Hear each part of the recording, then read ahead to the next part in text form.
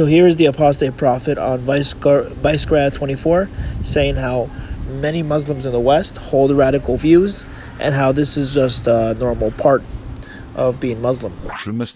Muslims in the West, how often do you think they hold views that are as radical as that? 25% of Muslims, 25 under 30, found suicide bombings to defend their religion as acceptable.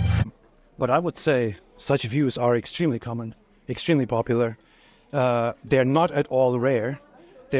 I would say the majority holds such views, and those who don't openly speak about these views just hold them privately and don't share them publicly because of politics. Tonight, controversy in a Texas town that is now home to the nation's first Islamic Sharia tribunal court. First official Sharia law system in the U.S. allows Islamic law to replace U.S. law. Sharia law is alive and well in Texas.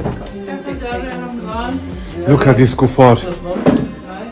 Everybody's on Ramadan. I know, I actually feel bad for eating. And this I'm going to have to put this away, ain't I? This guy's stuffing his face. This guy he just sat here stuffing his face.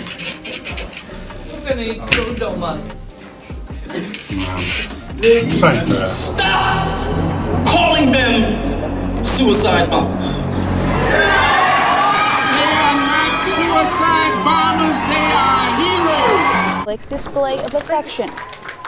I'm all for removing the gay pride flag. Because you know what? Let me tell you something. This is America. I have the right to say I'm against the gay pride flag. If anyone has an issue with it, they could go kick rocks. The resolution proposed by East London, a hardline vigilante group is trying to impose Sharia law on unsuspecting members of the public. Muslim area, okay?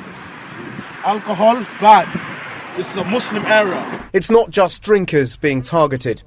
Yeah, you're a gay, mate. Get out of here, mate. Get out of here. About time that we have an intifada in this country that says... California, the first and only Islamic liberal arts college in the United States.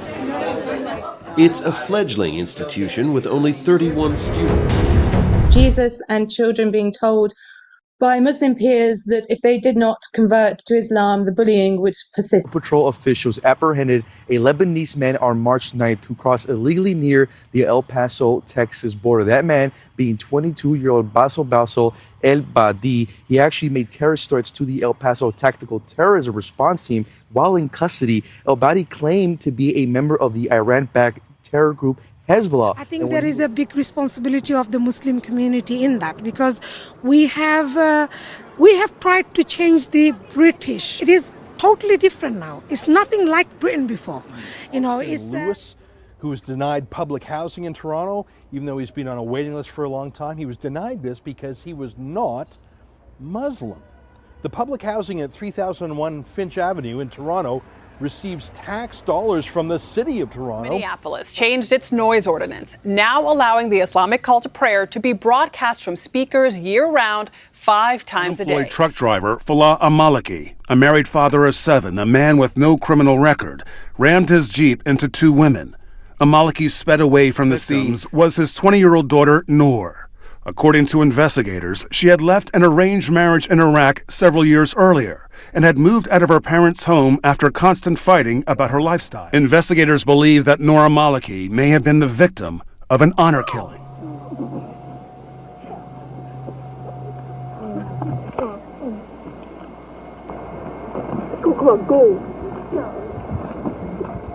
With Muslim culture, the problem is that Muslims see themselves as one entity, as one nation. The Ummah. Yeah, the Ummah. If you leave Islam like me, you become a traitor.